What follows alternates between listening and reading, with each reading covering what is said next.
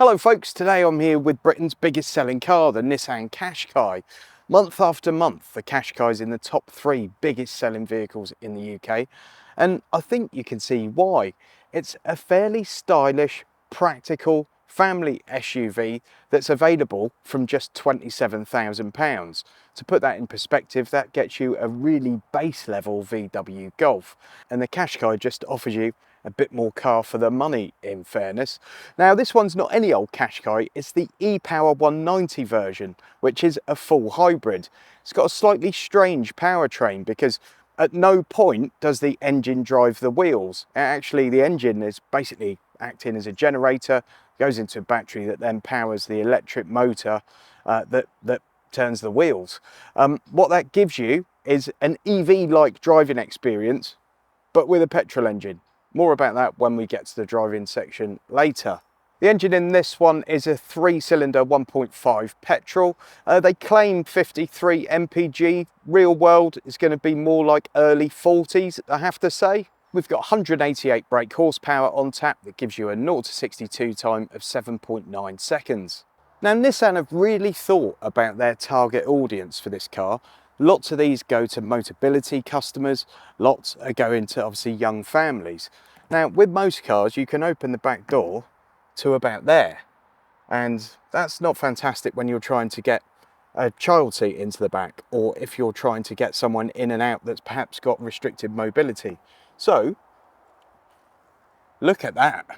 I don't think there's a single car available on the market that gets anywhere close to that rear accessibility. That's a great job by Nissan. Now build quality on most of the cars generally really good, but one area where certainly on this review sample I've got here does let it down a bit is this. Look at the fuel cover. Luggage space is just over 500 litres, which makes it competitive but not exceptional, certainly a little bit under something like the Kia Sportage, but it's an easy enough space to use. There is a false floor, so you can drop that down if you want to get a little bit more depth. But yeah, it's, as I said, competitive but fairly unexceptional. Now once you're in the back here, we've got a huge panoramic sunroof in this particular model, which really helps get light into the back. So it is a bit dark with that cover closed, particularly in this one where we've got a dark headlining and privacy glass all around the back. Now material qualities are really good everywhere. There is an adequate amount of footroom. There's an adequate amount of headroom. Remember, we have got that sunroof which does eat into a bit of that. I'm about 5'9" and a bit, and there you go. You might struggle if you're over 6 foot in the back here. You've got a USB-A and a USB-C, which is quite nice. And then central armrest with a couple of cup holders.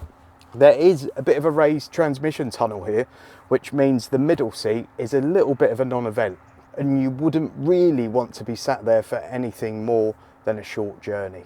Once you get into the front, there's really a lot to like. They've used some really nice, interesting materials that are all quite soft to touch, all feel like very premium materials, and probably at a higher level than you would normally expect to find in a Nissan. The only hard plastic in here really is the cup holder, and in fairness, that cup holder feels like it would survive a zombie apocalypse.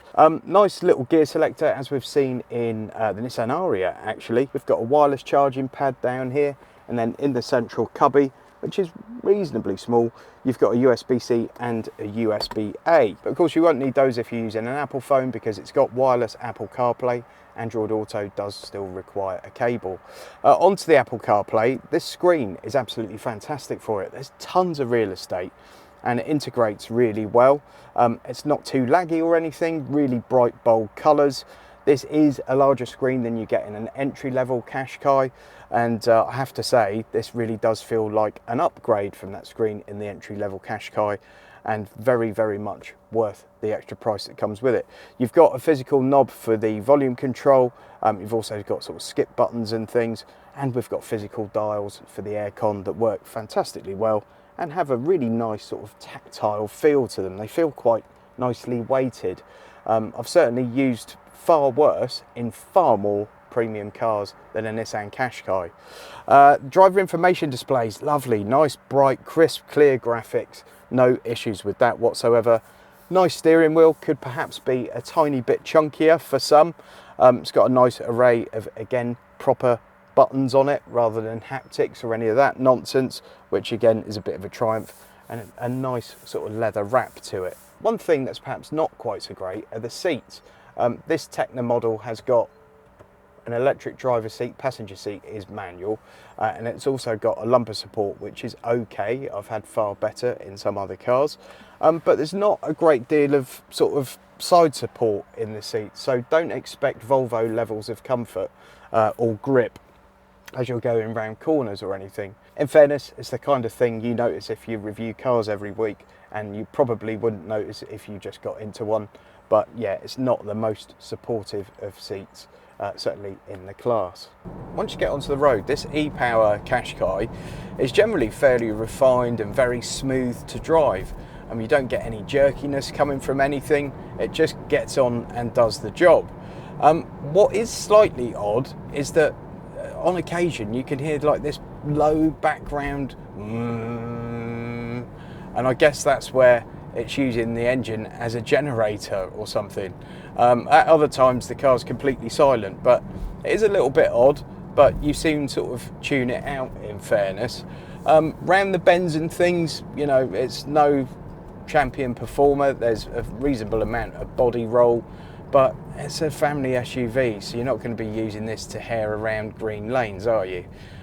So it's perfectly adequate, in fairness. Suspension's nice and comfortable. Obviously it does have a little bit of extra weight in this car. It's over 2 tons because we've got batteries on board, but you don't really feel it. It's nice and smooth, nice and comfortable. No real grumbles with any of that stuff.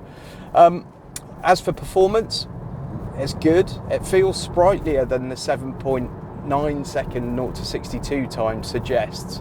And obviously it's only got 188 horsepower, and as I said, it is a reasonably large vehicle, reasonably heavy vehicle, sorry, but it feels a bit quicker than that. It feels like it's got a little bit of a turn of pace. It puts that power down well, despite the fact it's only 2-wheel drive, and yeah, it makes it a nice easy thing to drive around town or even on a longer motorway run.